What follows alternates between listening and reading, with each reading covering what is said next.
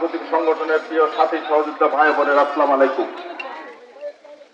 মির্জা আজম ভাই আমার সাংগঠনিক সম্পাদক এখন বক্তব্য আমি গভীর দিচ্ছেন। শ্রদ্ধার সাথে স্মরণ করছি হাজার বছরের শ্রেষ্ঠ বাঙালি, জাতির মহান শিক্ষক, সারা বিশ্বের নির্যাতিত নিপীড়িত মানুষের মহান নেতা, জোট নিরপেক্ষ আন্দোলনের বলিষ্ঠ কণ্ঠস্বর, জুলিও কুরি পদকে ভূষিত বিশ্ব শান্তির দূত, শতাব্দীর মহানায়ক, জাতির পিতা, সর্বকালের সর্বশ্রেষ্ঠ বাঙালি বঙ্গবন্ধু শেখ মুজিবুর রহমানের আত্মার প্রতি আমি অত্যন্ত শ্রদ্ধার সাথে স্মরণ করছি 1975-এর 15ই আগস্ট নিহত সকল শহীদের আত্মার প্রতি, 1971-এর মহান মুক্তিযুদ্ধে নিহত সকল শহীদের আত্মার প্রতি, 2004 সালের 21শে আগস্ট নিহত সকল শহীদের আত্মার প্রতি শ্রদ্ধা জানিয়ে আমি সংক্ষিপ্ত আকারে আমার বক্তব্য রাখতে চাই।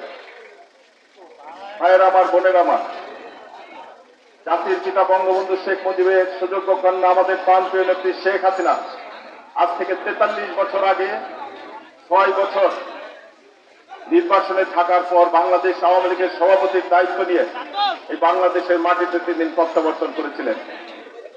তখন এই বাংলাদেশের কি অবস্থা ছিল? 1975-এর 15ই আগস্ট বঙ্গবন্ধুকে হত্যা করার পর সে 1971 সালের সেই মুক্তিযুদ্ধের চেতনাকে ধ্বংস করা হয়েছিল। 1975-এর 15ই আগস্ট বঙ্গবন্ধুকে হত্যা করার পর মুক্তিযোদ্ধাকে নির্বাচনে পাঠানো হয়েছিল। রাজাকার আল বদর আল শাম বাংলাদেশের সব জায়গায় তারা ক্ষমতাসীন হয়েছিল। ব্যবসা বাণিজ্য বিভিন্ন সবকিছু তাদের হাতে তুলে দেওয়া হয়েছিল, তাদের মোটা তাজা করা হয়েছিল। সেই 71-এর পরাজিত শক্তি গোলাম আজমকে বাংলাদেশে আসার অনুমতি দেওয়া হয়েছিল। এই বাংলাদেশে একজন প্রধানমন্ত্রী নির্বাচিত করেছিলেন জিয়াউর রহমান। সে 1971-এর কুখ্যাত রাজাকার তাকে শাহকে প্রধানমন্ত্রী করা হয়েছিল এবং রাজাকার আল বদরকে মন্ত্রী বানানো হয়েছিল। মুক্তিযোদ্ধাদের কোনো মূল্য ছিল না, মুক্তিযুদ্ধের চেতনাকে ধ্বংস করা হয়েছিল।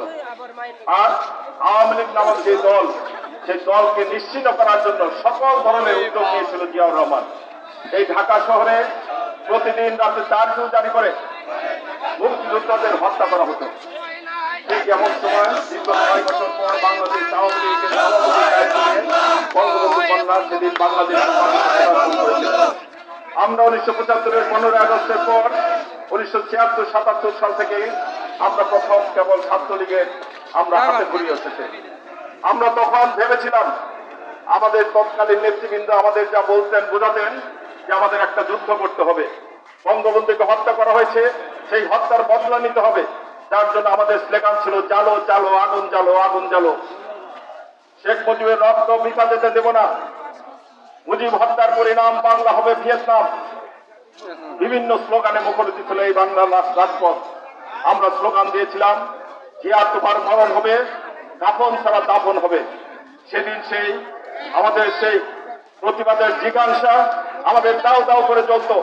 আমরা প্রস্তুতি নিয়েছিলাম আরেকটি যুদ্ধ করতে হবে এবং সেই যুদ্ধ যদি শেখ হাসিনা সেদিন দেশে না ফিরে আসতো, আমরা সেই মানসিকতা নিয়ে এগিয়ে যাচ্ছিলাম এবং এক সময় যদি শেখ হাসিনা সেদিন না আসলে আমরা হয়তো কোনো সময় আমাদের এই যুদ্ধ করতে করতে হয়তো খুনের মামলার আসামি হতাম, ফাঁসিতে ঝুলতাম কিংবা পুলিশের গুলিতে আমরা নিহত হতাম। ভাইয়ের আমার, 1981 সালের এই দিনে আমাদের নেত্রী দেশে ফিরে আসার পর এই বাংলাদেশে গণতন্ত্রের সূচনা হয়েছিল। বঙ্গবন্ধু কন্যা দেশে ফেরার পরে আমরা দেখেছি মাত্র কয়েকদিন পর জিয়াউর রহমানের মৃত্যু হলো। জিয়াউর রহমানের মৃত্যুর পর আমরা দেখলাম শেখ হাসিনা প্রথম সেই জিয়া হত্যার প্রতিবাদ করলেন। আমরা আশ্চর্য হয়েছি, বিস্মিত হয়েছি। জিয়া হত্যা হয়েছে, শেখ হাসিনা তার প্রথম প্রতিবাদকারী। শেখ হাসিনা চেয়েছেন এই বাংলাদেশে